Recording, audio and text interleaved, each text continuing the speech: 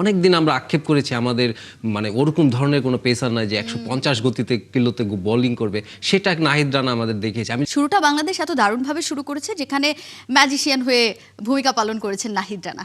আজকের ম্যাচটা আরও গুরুত্বপূর্ণ কারণ দীর্ঘ লম্বা একটা সময় বাংলাদেশ পাকিস্তানের বিপক্ষে ওডিআই সিরিজ জিততে পারেনি।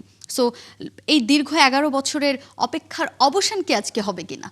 আপনি যেটা বলছিলেন নাহিদ রানার কথা, মানে প্রথম ম্যাচে নাহিদ রানার সেই বোলিং গোলা বুনো গতি, মানে সেইটাতে আসলে পাকিস্তান নাস্তানাবোধ করেছে। একটা ব্যাপার কি আপনি খেয়াল করবেন যে পেসারদের গতিটাই আসল, এবং গতির ভিতর কিন্তু একটা ভয়ের একটা সৌন্দর্য থাকে। সেই সৌন্দর্যটা কিন্তু নাহিদ রানার ভিতর আমরা দেখেছি। অনেকদিন আমরা আক্ষেপ করেছি আমাদের মানে ওরকম ধরনের কোনো পেসার নাই যে 150 গতিতে কিলোতে বোলিং করবে, সেটা নাহিদ রানা আমাদের দেখিয়েছে। আমি যদি নাহিদ রানার কথা বলি, সেদিন তিনি কিন্তু 50-এ পৌঁছাননি, 148 তার হাইট ছিল।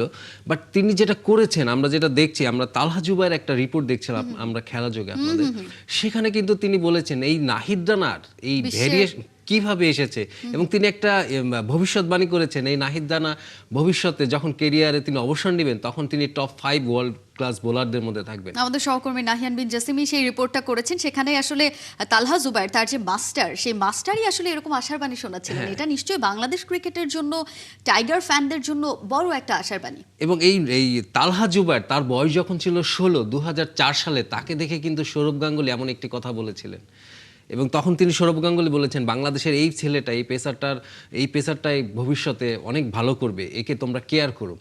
দুর্ভাগ্যবশত আমরা তালহার ইনজুরির কারণে আমরা দেখেছি তালহা তার ক্যারিয়ারটা কন্টিনিউ করতে পারে। যেটা বলছিলাম নাহিদ রানার কথাটা, আসলে দেখেন মিরপুরের এটাতে এই উইকেটটাকে আমরা ধান ক্ষেত বলতাম, অনেক কিছু বলতাম যে এখানে বল স্লো অ্যান্ড লো, সেই মিড থেকে কিন্তু মিরপুরের এই উইকেট বেরিয়ে এসেছে।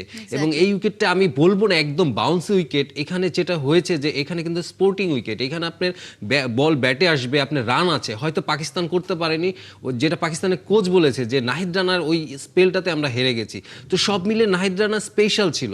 বাট আজকে আমার মনে হয় যে অতটা আমরা হয়তো প্রত্যাশা নাও করতে পারি, কারণ পাকিস্তান কিন্তু মরিয়া হয়ে নিশ্চয়ই কাউন্টার অ্যাটাকে খেলার চেষ্টা, তারা মরিয়া হয়ে আছে, তারা এই সিরিজটা ঘুরে দাঁড়ানোর জন্য।